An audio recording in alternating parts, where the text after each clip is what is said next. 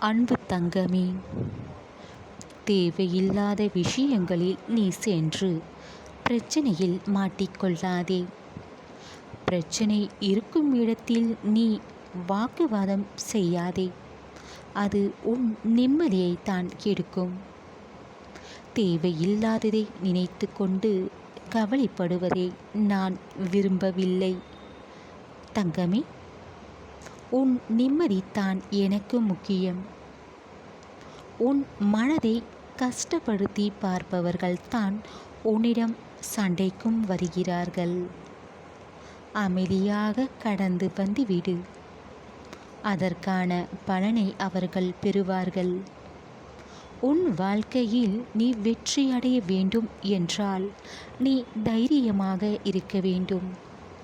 என்னை நீ சரணடைந்து விட்டாய் அல்லவா தங்கமே?